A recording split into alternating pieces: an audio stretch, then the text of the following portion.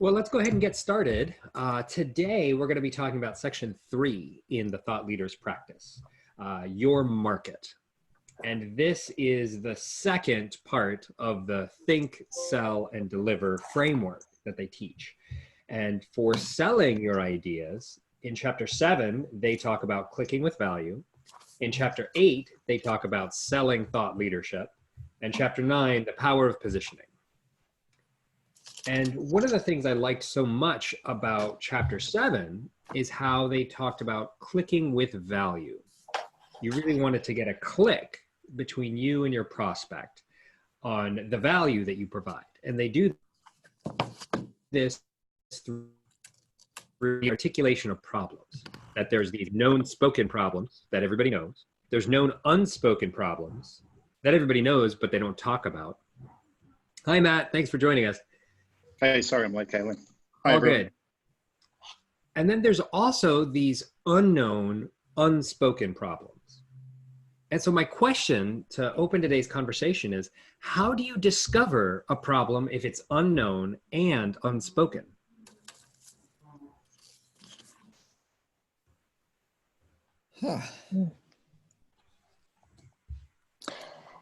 So I'm going to put this out there because over the weekend, I got an email from a new concierge medical practice that's coming in this way, and they want the CEO wants help with this public speaking because they're obviously going to be offering talks to the community. So my first question, as I'm formulating this meeting that I have with him, I'm just trying to think ahead, is what are they really selling? What are they really selling? And so with the concierge service, so I'm trying to brainstorm, so how can I anticipate selling my value to help him? Is they're not, I mean, they might be selling health, but what they're really selling is convenience and service when you need it, access, ready access, instead of waiting, if you make an appointment, waiting for months. So I'm wondering if that's the angle that they're, because from their marketing, from their website, it doesn't appear that that's, I don't know, that might be something that I think they have to look at. What are they really selling, the intangible versus I'm selling health? And how do they differentiate themselves in the market? So I think getting them to think about what they're really selling. Right. And not just them to think about it, but to interview their customers. Yeah. I was really surprised when I did a lot of market research a few years ago to find out, why are people buying my services? I was running a digital marketing agency for a bunch of years. And so I went around to, a bunch of my clients and interviewed them and took a bunch of notes. And all the questions were some variation of, why me? What was different about me than other people? And I was so surprised to find that they didn't really care that I was a good designer. They appreciated that I was a designer who could write and do a bunch of things, but it wasn't why they hired me. To get a website done, you can kind of hire anybody. But the reason they hired me was because I was dependable and trustworthy. Because I send a weekly report every Monday that lists out all the specifics of the project so they don't have to keep track of it. I was keeping them accountable in a way that other people in their lives weren't. And when they hired other designers, they would have to always manage that person and crack the whip to keep the project going. Whereas I took on that responsibility of being the one who's moving the project forward. And it was really surprising to me that was my unique differentiator. And once I started going to clients and saying that, instead of, hey, let me make you a pretty website, instead I would say, hey, let me keep this project on track for you so we can make sure it actually gets done. Then I ended up having a much greater impact with my discovery calls. And it was a total surprise to me, because that's not how I market myself, as a dependable project manager, but it's what people were hiring me for. So would that be an example of the unknown, unspoken problem that they're talking about here? I think that certainly can be. I know I've had plenty of clients who know that things aren't right. They know that things aren't comfortable for them. and they're trying to figure it out. They just know it's not what they want it to be. And the way I have identified the problems when it's not known, and therefore they can't speak of it because they don't know, is just to just go, well, what is the challenge about that? What is the challenge? I just keep drilling down with that same question. And what is, if you could have it differently, how would it be different? You know, and then trying to get the difference between what they want and what they currently have in a conversation. What do they feel it might take to get to that point? And that helps us develop some plans. So conversations about just where they are versus where they want to be, and it can help identify unknowns. Yeah, I can. That resonates for me too, Aaron. There was three things going through my mind as this conversation's evolving. The first is there's a great book called Spin Selling by a guy called Neil Rackham. And the SPIN acronym is situation, problem, implication, need, payoff. So you take the client on a journey through a series of questions around that to sort of uncover, because often, you know, and this is one of the challenges we have, is we can see the unspoken problem, as Matt talks about, you know, those three questions of why you, or why this, why you, why now.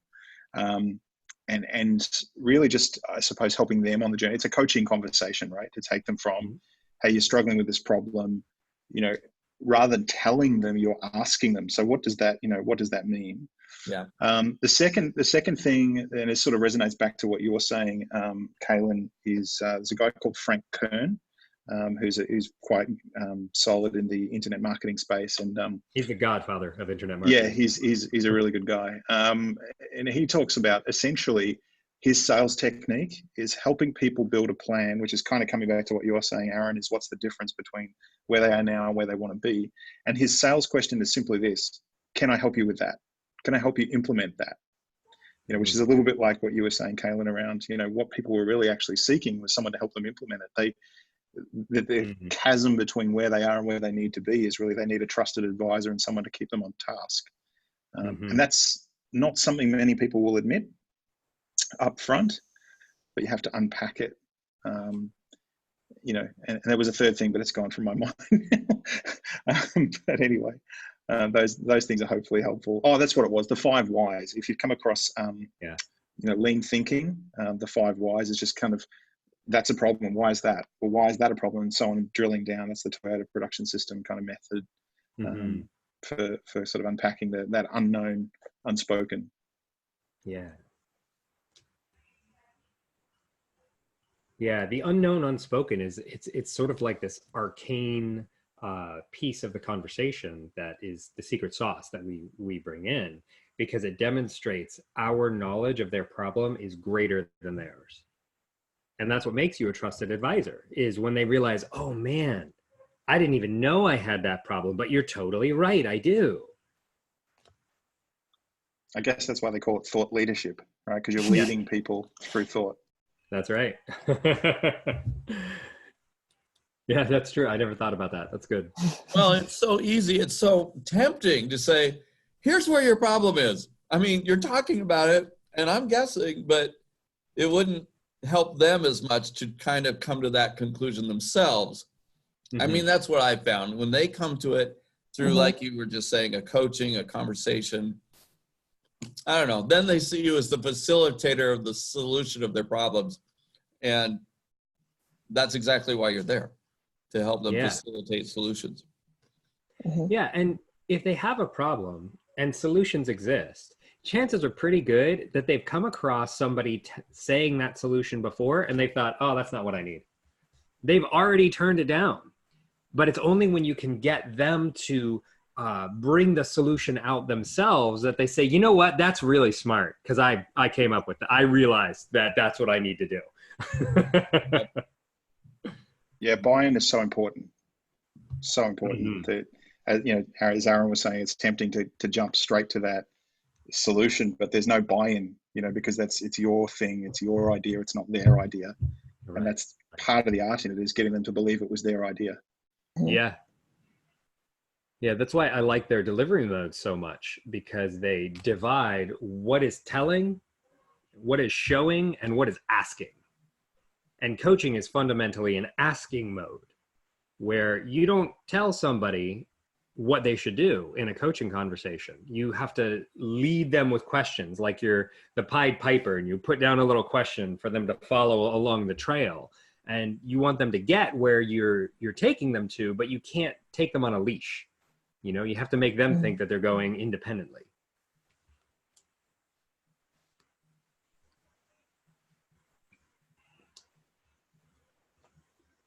So I wonder, does that mean that are we being deceptive with our clients? No, I don't think we're being We do think this way? deceptive. No, I think that we're not being deceptive. So what are we deceiving? We're actually helping them discover what the problem, the unspoken problem is. We're helping. We're partnering them on a journey to discover the problem and to discover the solution. And definitely, the buy-in is the most essential part, because if they don't see it, it's just like, you know, my husband. Unless it's his idea, something doesn't get done. I mean, I can point this out, you know, point something out a million times, but until he decides that, oh, I just have this, you know, this need to, or look at this is a problem. I mean, I could have pointed it out a zillion times, but until he sees it as a problem, it doesn't get corrected. There's a piece of wisdom that I discovered around this, Sonia, which is if a man says he's going to do something, you don't need to remind him every 6 months. It will get done. Yes, maybe not on my timeline, but you know, I mean, it was like, yeah, like joining the gym. You know, right after my first child was born, you know, I had been asking, you know, the Y is right down the street. Why can't we join there? And it wasn't until Christmas. My son was born in October. He comes home and guess what? We're now Y members. I'm like, fantastic. I only tried to, you know, get you to do this 2 months ago. Brilliant idea. Glad you thought of it. It takes a lot of humility to be comfortable in that space, right? So, because it's easy to think we're the experts and it should be our idea, and you know, there's an element of I think the book talks about reverence, and it's a little bit of a different context, but it's essentially people making that choice, and that is a pivotal moment in their life to work with you or not on that particular thing, not necessarily forever, but being really reverent about that and understanding it's actually not your life you're impacting, it's theirs. And so, you know, stepping back from it a little bit and seeing it at a higher level, I think is an important concept too. And I think they have to be ready. Some people just may not be ready to make that commitment yet. So they have to, I think, and part of it is priming to get them ready to make that decision to go forward. For sure. And one of the things I was fortunate enough to jump on the business school. There's a lady called Louisa Koppel who runs a thing called the Boiler Room every Monday, and it's where thought leaders from the business school get together and commit, have a bit of a conversation about sales, and then commit to making some calls for the next several hours, and then come back together and sort of reflect on what was our experience. So it's a little bit of courage at the start, and calibration, and then it's kind of coming back together and sort of reflecting on that and learning from it. And so in terms of having those conversations with people and as you say, bringing them on the journey, I think part of it is making sure that you are aware that it's also in the book actually, is some will, some won't, so what?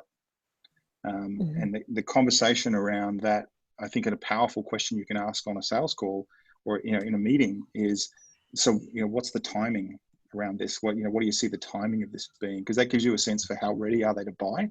Because if they say, look, we really need to do something urgently next week, then that it's important to them. Because if they say, look, probably sometime in the next 2 years we'll need to look at this, you've got that sense of readiness and that the timing from them. And I think it's a pretty, if you ask it in the right way, it's a pretty unoffensive question. Mm-hmm. Whereas, you know, how much money have you got to spend is a, you know, kind of what I would consider a bit more of a you have to be ready to ask that question. Mm-hmm. Mhm. That makes sense? Yeah. Yeah. It's a little pushy too. Like, how much of your budget can I take? Yeah, pretty much. Yeah. Whereas if you say, you know, and it's interesting because our time is the only thing we can't replace. Yet we seem to be more comfortable having conversations around that than money, which can be replaced. Yeah. Well, it's because there's not a definitive price tag on time, you know, but there's also not a definitive price tag on transformation. And a lot of the coaches that I admire, the language that they use to communicate with their audience is that they help people go through massive transformation, so that the people who are ready for massive transformation are the ones who they port into conversation with them. Because if you're not ready for change, then you don't need a coach. It's only when you're actively seeking change that you would enroll with a coach into a multi-month program and do the work that actually gets results. And so I really like how they frame that they're, and I don't know, this might be an unknown, unspoken problem. Their clients are stagnant. Things aren't changing. And the coach is the one who knows that change is needed in order to achieve the things that they want. But I rarely hear anybody say, man, I'm ready for a change. I want to go get a coach, you know?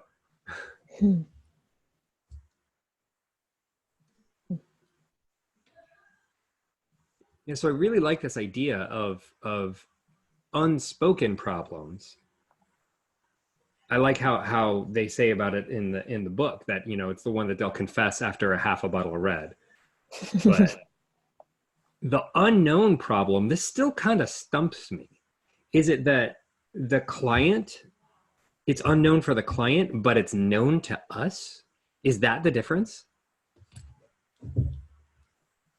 I think it can be, or at least in my case, I think I know what the problem might be, but I always have to ask more questions. I don't want to make assumptions, but experience can suggest a few things that might be the case.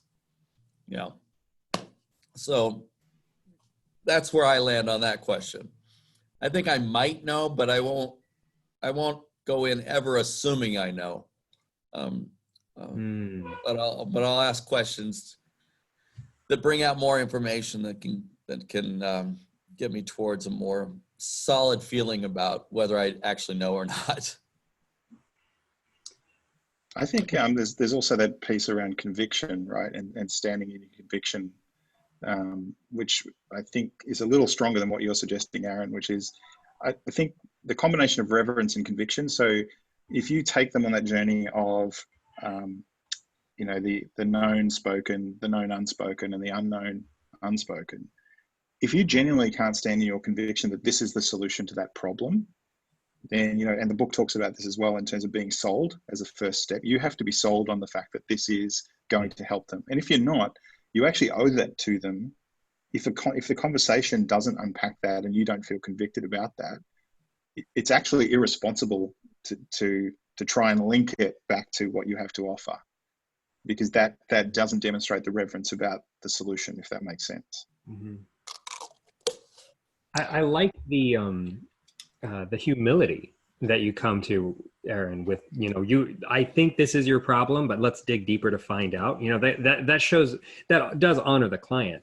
But I think, like Matt was saying, if you can acknowledge to someone, hey, this is the problem that I see lots of other people facing, and I'm convinced of this because I solve this problem all the time, and I get my clients these kinds of results. And if I worked with you, then these are the results that you could expect from working with me. That sort of confidence makes people think, oh, okay, I can give this guy thousands of dollars to solve my problem.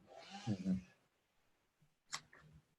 I think there's also an element of this with, I've come across a concept called takeaway selling, which is essentially the concept is you make people apply to work with you. And you can look at that through two lenses. One is, you can look at it from the perspective of, I'm arrogant about what I know, and, you know, you have to be good enough for me to work with you. The other more positive lens to look at it through is to say, you know, I really need to qualify this person as someone I can help, because it would be irresponsible of me to, you know, to sell them something, and then if I'm not genuinely able to help.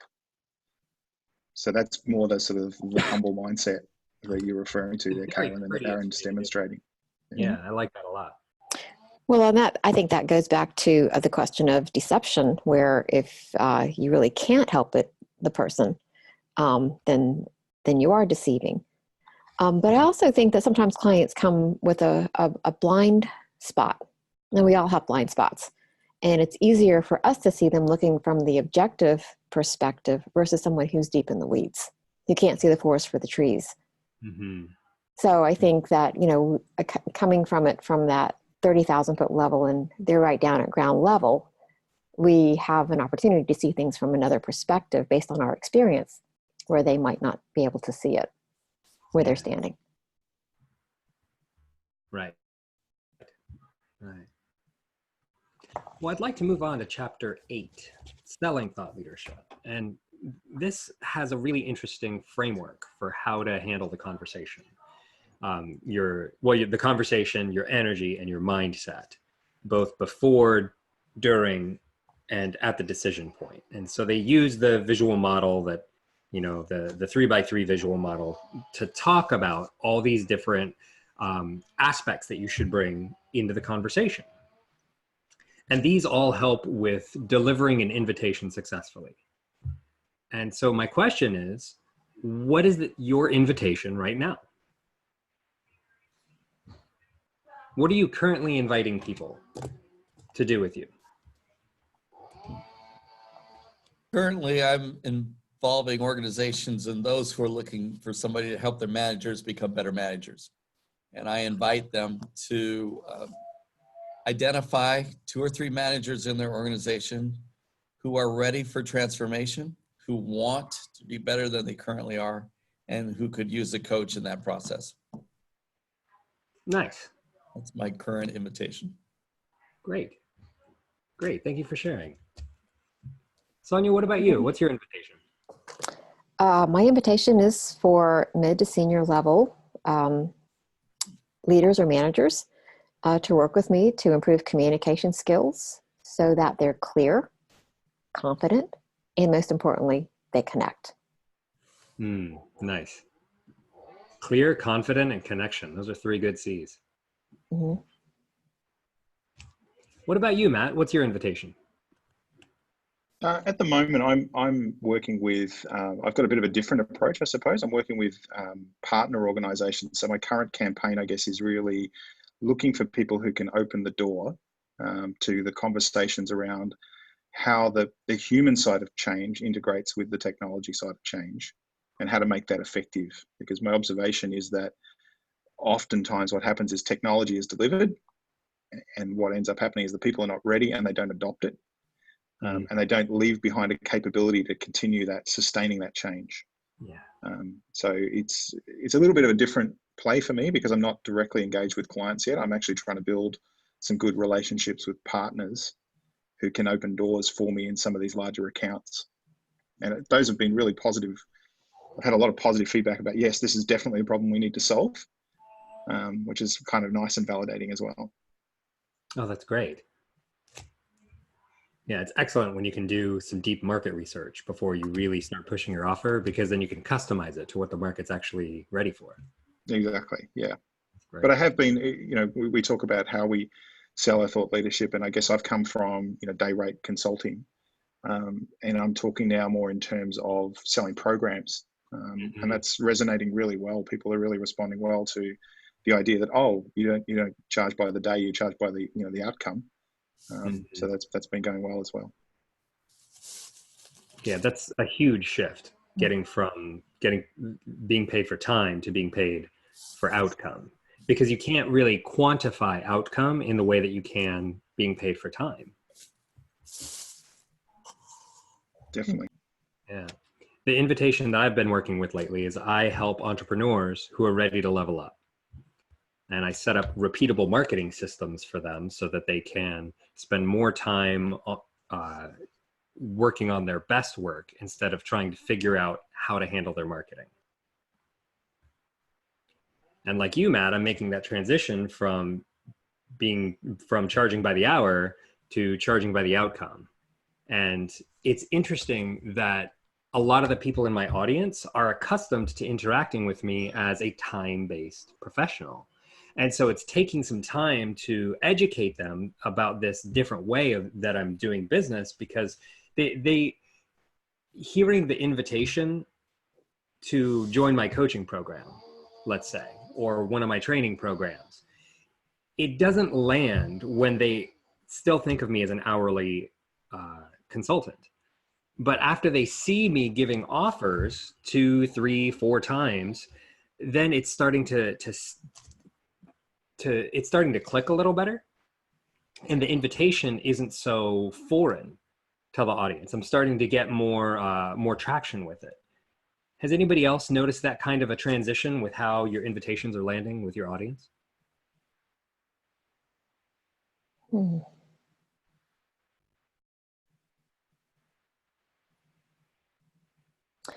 I think My it's challenge is, I'm sorry. Go ahead, Aaron.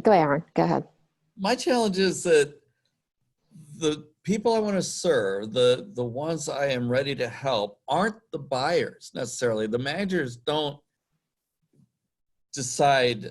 They would say yes in a heartbeat, but I talk to the human resource people. I talk to executive level leadership, and when they identify the individuals that they themselves would like to see level up, who are ready to go to the next level, it works well.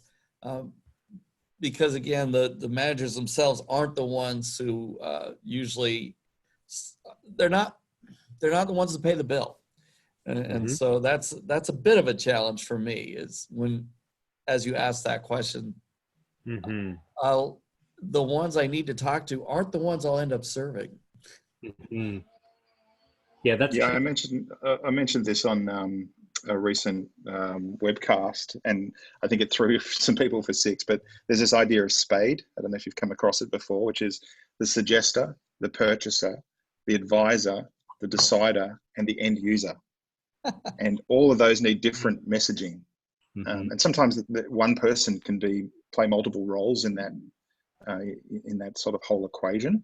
But I definitely, what you're saying there, and I was just speaking to someone this morning actually over coffee about that exact issue, which is the people who recognize the problem, who are invested in the solution, don't control the investment. And in many cases, in a situation, the leader is the problem. Right? Yes. So it's not. So how do you turn that around? Because those people who say, "Yeah, we've got this problem," he's a poor communicator, or he doesn't provide clarity, or he's not fostering collaboration or growth in our teams. How do you sell that back to him? Say, "This is what your people are saying about you. You need to pay me some money." That's a really tough conversation to have, because where the investment needs to happen, not only in terms of the money that's spent, the sign off, but also in terms of the time and the humility to accept that they need to grow. That's a real leap. Time and effort. I mean, just spending the money isn't going to necessarily resolve the problem. Correct. Yeah. And that is in my space, that is the toughest conversation I have to keep having is, all good change starts with leadership, and the leaders have to model the behaviors first if they want their people to follow. And often that's where the problem is. It's not actually the problem. If you've got a performance problem in your teams, it's probably not about the team itself in most cases. It's probably about the leadership that they're getting and how that leadership needs to change to facilitate greatness in their teams and their people. Right. Yeah, so it is a tough conversation. I could definitely empathize, Aaron. We could probably chew the fat for hours over that one. Well, it's just, and even once the leader is ready to finance this type of service, it's interesting that sometimes the managers themselves aren't too interested in having that, which I've learned to pre-qualify. It's not just who the organization thinks could benefit from this assistance, but the managers themselves have to be ready. As was already brought up in this conversation, when you're ready for change, then we're ready to work together. But just being a helicopter who's landing down in their office, I don't want that. That's not who I'm ready to help. They don't want it either. So, another part of the qualifying process. Yeah, and it's a particular challenge having two separate audiences. There's the people that you help, and then there's the people that you convince to buy the help. Yeah. I see this a lot with speakers. You know, they'll have a newsletter list where they have tens of thousands of people who have seen them in keynotes, and they love the content. And so then they'll say, I need to get more speaking gigs. I'm going to just blast my list and tell them to book me for speaking. But the people on their list don't book them for speaking. They're not buyers. They're not buyers. And so what I've had to do with a lot of my clients is clarify what's marketing and what's sales. And oftentimes the marketing, it leads to sales eventually because it gives you an elevated brand recognition, it gives you engagement with an audience, and you can leverage that in a sales conversation. But it's really hard to market your way out of a selling problem. Yeah. And so I wonder if we could apply that dichotomy to what you're dealing with, Aaron, with having managers who need change, selling the leadership on changing the managers might be, it's got some friction in it. But what if you could provide some value to the managers that would make them go to their leadership and say, hey, there's this program that's being delivered by Dr. Grau, and we need to be in this program, and get your advocates on the inside. Yes, that's certainly part of the equation as well. In the keynotes, I do talk about the coaching I do and provide a sample of some of that for managers. And I've had some success that way too. And I like it better. I do like it better because, as you said, it's just, they already have, one, they've identified the willingness. They're ready to do this themselves. And then they can advocate for it among the purchasers that I don't even have to go to identify because they've done it. They know how to contact me when they're ready. It's a beautiful thing. So oftentimes there needs to be some evidence, you know, like the 360. So I've had the call where, you know, based on this assessment, there's evidence because sometimes people aren't aware, the lack of self-awareness, per se, within a leader or a manager. They don't believe it until they get the feedback. And then even sometimes then, it's like, no, that's not me. This is the other guy. But I've had that call as well. But the evidence seems to be able to help move the dial in the direction and create that self-awareness for some folks. Not everyone, but for some. Yeah, that's why opening assessments or even online quizzes can be a really great way to position services, because you can immediately follow up with, well, based on your responses, it looks like these are the problems you're facing, and here's the solution. And you could go right into the invitation, but it's so much more helpful if you get them to articulate where their deficiencies are first.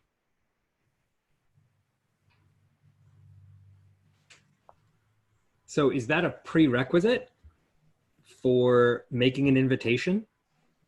Do they have to acknowledge that there's a change needed?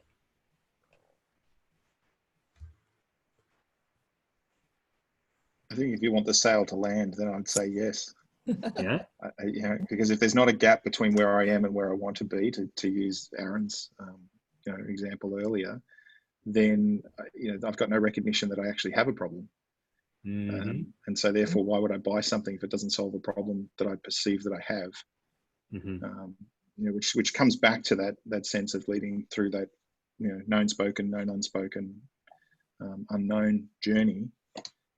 Because if and again, it's not about convincing them; it's about helping them understand where they're at, and you also understanding where they're at.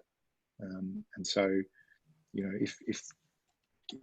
if there's not a problem, there's no need for a solution, I guess is how I'd sum it up. Oh, that's good. the counter to that is again from lean thinking, is no problem is a problem. Mm-hmm. Right. So if you can't articulate the problems that you have, then that's a problem. Uh-huh. Uh-huh.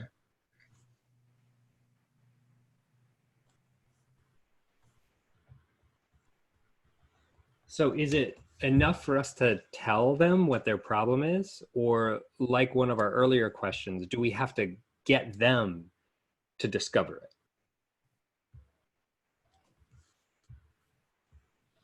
I've certainly had much easier sales when they know it, and Mm-hmm. when they are looking for somebody who can help them. As conversations go much more fluidly then. Mm-hmm. That's not to say though, because I think, yeah, I agree. But at the same time, you know, classic advertising starts with, you know, stressed, worried, right? They're questions that people will say yes to as a way of opening the conversation, because you want to kind of get that rhythm of and pattern of, yeah, that resonates, so that people will lean in and listen more as you ask more questions. Mm-hmm. So, you know, an important, I suppose, opener is, do you have these kinds of, you know, these things? This is, in speaking to people, these are the kinds of challenges that I work with. Are those things relevant to you? You know, so an example might be, if you're talking to small business owners, you know, cash flow seems to be a problem for a lot of the people that I talk to. How's that going for you? And if they say, no, cash flow is no worries, I've got it, you know, got it under control. Well, that's perhaps they're not, you know, they're not yet understanding the challenges for them. Whereas if they say, yeah, definitely, that's, you know, that's the thing that keeps me up at night, you can start to go down that journey a little better. And it just makes the conversation flow a lot better if they can start with yes. Mm-hmm. But it still starts with that self-awareness. And so if they're not willing to acknowledge that, yes, I have an issue or a problem, then you're up against a wall. Mm-hmm. I mean, it's agree. And there's a limit to how much we should lead the witness, Your Honor. Yeah. If you know what I mean. Right. Right. And so, you know, the best clients that I have are ones that are, you know, have the self-awareness that, oh, either through a 360 or from their own personal experience, that, oh, this is an area that I need to get help with. Let me seek it out. That obviously is a much easier path than for me to try to discover the clues and figure it out, or help them figure it out. Yeah. Great. It's a little later in the curriculum, but there's this talk about the white paper as well, which you can use as a way to open the conversation, where you really do talk about, you know, this is the problem, this is the solution and the outcome or the result. And if that is something that is of value to them, they say, yeah, I recognize this problem in myself or in my organization. I can see how you've helped others and I can see what the result was. That's a good way to sort of open up that mindset. And frankly, if it doesn't resonate, you shouldn't probably work with them. You know, we need to be humble enough and self-aware enough ourselves to recognize that we can't help everyone. To your earlier point, Sonia, maybe it's just a question of timing, not necessarily of need. And that level of readiness, you know, whether they're ready to work or not. Mm-hmm. And two, there might be, you know, there was always, because in the book they also talked about your ideal client. I mean, is it somebody that I really want to work with? Are they going to be a pain in, you know, my rear? And I wish I hadn't either pursued them or hadn't agreed to work with them. There's got to be the right, I think it was in the clicking area, there's got to be the click. There's got to be the right, yes, this is the type of person who's willing to do the work and willing to make the changes. Yeah, this has been really interesting. I'd like to move on to chapter 9, the power of positioning, where they use this positioning matrix. It's another 3x3 grid where we look at different ways that we can participate in the conversation. We talk about, you talk about yourself, you talk about the problem, and you talk about the client. And you do this with 3 different types of energy, low, medium, and high. And there's this one part where you're talking about you with high energy, with obsession. And my question is, does obsession have to focus on the problem?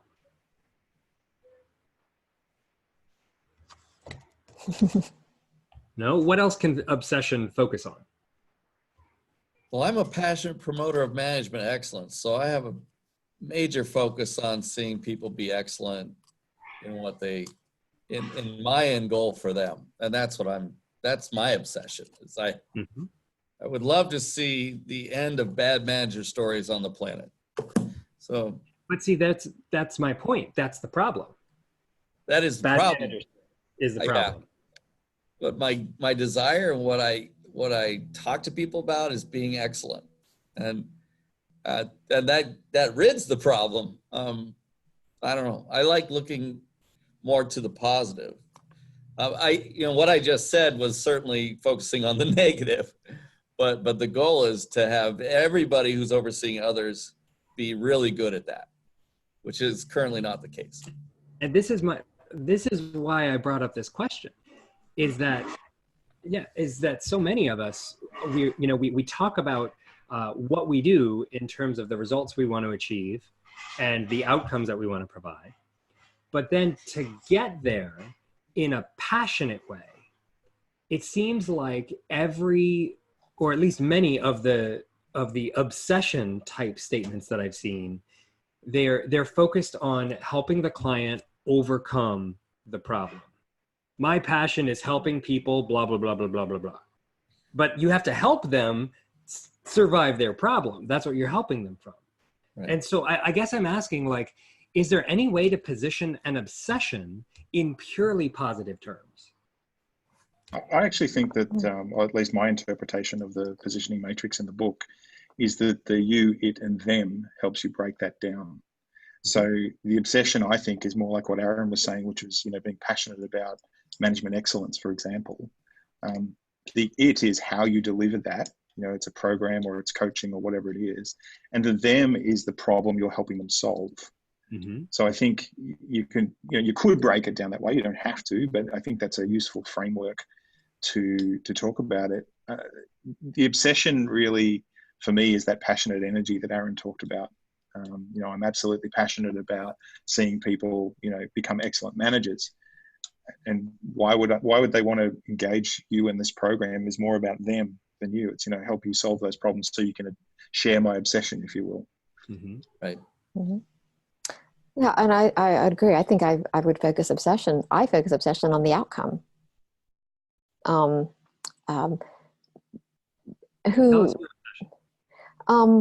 My obsession is for people to be able to articulate their story in a way that builds connection. The ability to connect with others, because that's how change happens. It's through the words we use that creates the, all right, I'm getting in the weeds, the hormonal production that embodies trust. That's connection. Mm-hmm. So it's for me, I guess maybe it's more of the process or the feeling, the emotional piece for me is the obsession, getting to the place where you get to that point of an emotional connection, because that's where change happens. Mm-hmm. It's emotional contagion, really. Emotional contagion. Mm-hmm. Mm-hmm. Yes. That's a powerful phrase. Mm-hmm. I'm obsessed with that. I love that. It's very poignant given the current world situation as well, right? Yes. You've got the connection virus, not the coronavirus. Yeah, yes, mine won't kill you.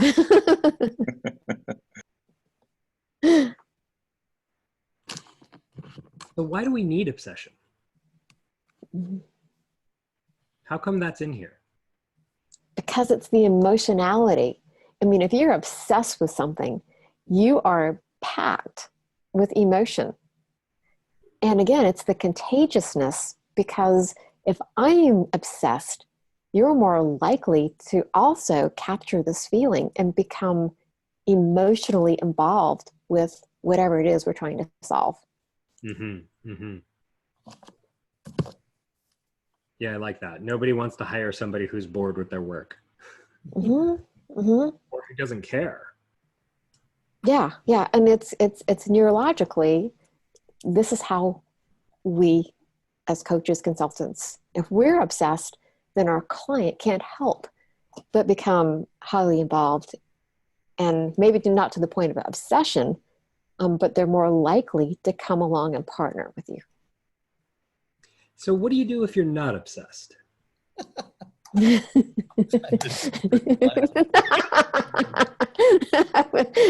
tend to agree, Aaron. Because obsession is a quality that's, it's not very, it's kind of rare, when somebody has an obsession with something. Right. It's in the gamut of emotions. It's not one that you see all the time, but it underlies a lot of things that if you don't have an obsession, should you manufacture it in order to succeed at this kind of a model?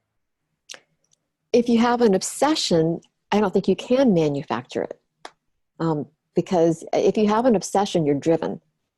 It comes intrinsically.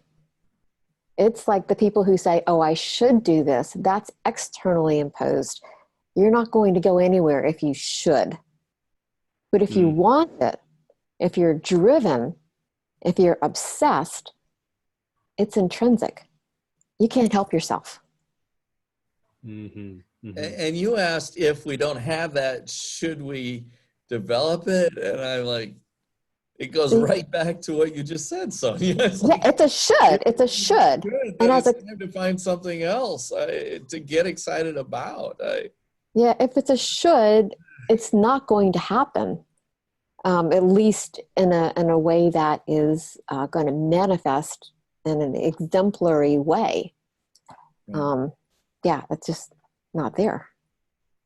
In my experience. I think the interesting thing about this, though, is a sort of a point counterpoint. And I only say this to sort of help us kind of explore the topic, not because I necessarily believe it. But I was reading or listening to a Blinkist this morning, a book called Surrounded by Idiots, which is basically an exploration of the four personality types, or disc profiling, or however you've engaged with it. And one of the reflections coming out of that is, well, obsession is a very extroverted, can tend to be a very extroverted, we probably visualize someone who just won't stop talking about it. What about someone who's a bit more reserved or a bit more conservative in their, personality style? How would they demonstrate an obsession versus somebody who's very gregarious and kind of put themselves out there? It's a good question. I think of it kind of like a slow burn, maybe. The introvert, the obsessed introvert who doesn't go telling everybody about what they're obsessed to, but they just can't put it down. Mm-hmm. I think that goes back to the word driven. I think you could be introverted or extroverted. I think I would use the word driven, maybe is a better term to use versus obsessed.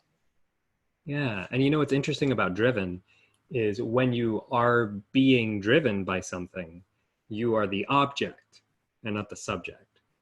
So you're not really in control when you're driven. It's something else that is driving you.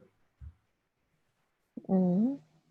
And maybe that's what you need for obsession, is to have something else to take control. I need to think about that. I mean, if you're obsessed, I correlate those terms to mean something very similar. Mm-hmm. But is it obsession active? Can you decide to not obsess over something? Or is obsession something that happens to you, is my question.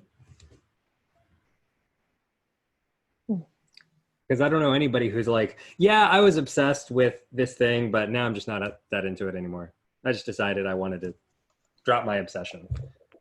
It's part of being obsessed is that you can't stop it, But that's the same way with driven. I mean, I think if you're driven to do something, it's something intrinsically motivated you're motivated intrinsically to achieve or get or do. Mm-hmm. I think the difference between obsession and, for me, driven are very nuanced. It's very I agree with you. I Mhm. see them.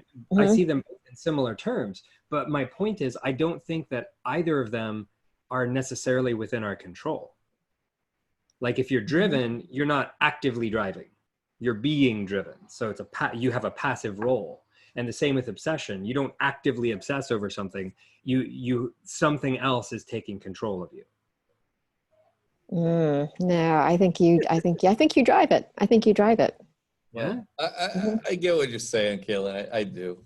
I get it. And Matt, I 100% can get behind your thought as well. Is we tend to think about people who are obsessed as being quite out there. There's no secret what their obsession is, and they're telling the world. And yet I also know, as I just talked about, I am kind of obsessed. I would really love to see no more bad manager stories in the world, but I don't shout it on the mountaintops. I am not yet on the cover of Time magazine with that message.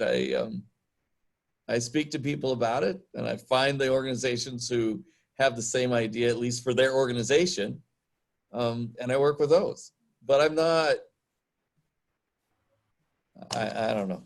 I'm not a Peter Drucker yelling on the stage about customer service sales and make it happen now. And that's just not me. So there is some personality differences, I think. And having that drive doesn't necessarily mean we got to be crazy about advertising it. It's just clear that that's what our purpose is. I wonder if there's a tie-in to our preferred modes or methods in there. So, is an obsessed mentor, that they present differently to an obsessed speaker. Mm-hmm. Maybe. A mentor of mine once said, we all hold a full deck of cards in terms of how we present to the world. We have our favorite suits and our favorite cards in terms of how we play to the world, but that doesn't mean to say we can't pick a Queen of Hearts at some point and play that card, even though it doesn't come naturally to us. Mm-hmm. And so maybe there's a reflection in there about how we express our obsession is relevant to the mode that we engage with in that tell, show, ask. Because you could be obsessed about something, and like Aaron's pointing out, you're obsessed about the ability to get rid of bad management in the world, but how you express that could be through mentorship and not necessarily getting up on the stage. Yeah, just saw your chat message, Aaron. Thanks so much. It was great seeing you. Yeah. See you, Aaron. Good to see you. Yeah, Bye. have fun up. Gosh, that's a really interesting idea, Matt. I wonder if your obsession, do we do a different positioning matrix for every cluster and every delivery mode? And does that mean your obsession would change depending on how you're positioning yourself and which cluster you're selling? It doesn't seem like the obsession changes. The delivery of that obsession might change based on the context in which you are of your audience. Mm-hmm. I think that's where the it part of the high energy part of the positioning matrix comes in, is you're calibrating your obsession against two things: the way that you're delivering and the purpose, which is the top right hand corner of the positioning matrix. Mm-hmm. So those things, I think there is a bit of, I would call it tailoring rather than wholesale replacement. Yeah. Mm-hmm. So your positioning matrix will change depending on what your cluster is. Most obviously if you change your market, but if you keep the same market and you have a different mode for the same message, then perhaps it only needs some fine tuning. Yeah. Rather than a wholesale replacement. Yeah, but it seems like the obsession, everything about you, pretty much the obsession, the category, and the history, that would all stay the same if it was just a different mode, but the same market and the same message. Yes. Yeah. But I can also see how changing the market or changing the message, that might require a redesign. More of a wholesale, yeah. You call them. Yeah. Yeah, it's a really good distinction. Wow, well, this has been such an interesting conversation. I'm super happy with where we went today. I'll put the replay up on YouTube and send the link around. And next week, we're going to be talking about section 4, your method, which is when we talk about diversifying delivery modes, sequencing your channels, and the pursuit of mastery. And I'm really looking forward to seeing both of you then. Same here. Thank you very Likewise. much again, Caelan. Thanks, Thanks. Sonia. Good to see you. Thanks. Good to see you, Matt. Bye-bye. Bye, Bye. Caelan.